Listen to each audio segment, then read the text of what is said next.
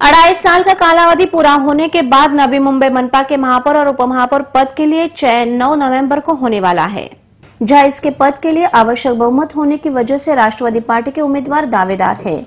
जहां महापौर सागर नाइक ने महापौर पद पर काम करते हुए दिखाई अभ्यासी वृत्ति के कारण उनका चयन होना तय था, लेकिन उपमहापौर पद पर कौन विराजमान होगा, इसकी काफी अटकलें पैदा हो गई थी।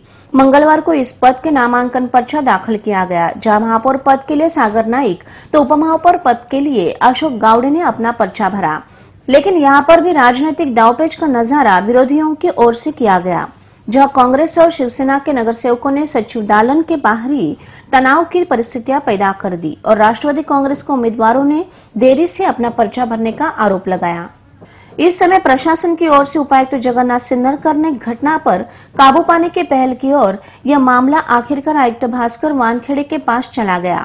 हालांकि अब विरोधियों की और हमेशा ही इस प्रकार की प्रक्रिया के वक्त हो रही स्टंटबाजी को ध्यान में लेते हुए सुरक्षा यंत्रणा तैनात करने की जरूरत थी, लेकिन प्रशासन की नजरअंदाजी इस मौके पर भी दिखाई दी, जहां महापौर सागर नाइक ने अपने अंदाज में इस स्टंटबाजी पर अपनी प्रतिक्रिया व्यक्त की। राष्ट्रवादी पक्षाकडून मी स्वतः महापौर पदासाठी आणि श्री अशोकजी गावडे यांचे उपमहापौर पदासाठी फॉर्म भरण्यात आलेला आहे। नाही तेव्हा जाताच आम्ही त्यांना सर्व घड्याळावरची वेळ दाखवली। 12:53 वाजले होते।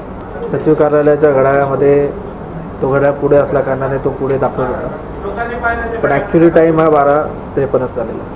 आता ही महापालिकेच्या म्हणजे लाजून गोष्ट आहे की अशा प्रकारचे सदस्य विनाकारण म्हणजे फक्त विरोध करण्यासाठी असं गोंधळ क्रिएट करतात। त्यांना त्यांची नैतिक जिम्मेदारी म्हणजे त्यांची ती बुद्धीच ती राहिलेली नाहीये की कुठल्या गोष्टीसाठी लढायचं, कुठल्या गोष्टीसाठी भांडायचं आणि कुठल्याही प्रकारचा नियम तर तुटलेला नाही, तर आरोप करण्याचा प्रश्नच येत नाही। आणि फुकटचं तुम्ही जर जाणून बुजून करण्यासाठी कराल तर ते चुकीचं आहे। सगळ्यांना माहिती आहे की म्हणजे ऑन टाइमच आम्ही आतमध्ये आलेलो आहेत आणि फक्त जाणून बुजून त्यांना विरोध करायचा, जाणून बुजून काहीतरी करायचं, त्यासाठी काही तुम्ही बोलणं म्हणजे चुकीचं आहे। ते लोकशाहीला धरून तर बिलकुलच नाही आहे आणि त्यामुळे जे काही आरोप करतायत त्यामध्ये मला काय तथ्य वाटत नाही आणि ते चुकीचंच आहे। कैमरामैन सुशांत पवार के साथ स्वप्नाली देसाई की रिपोर्ट।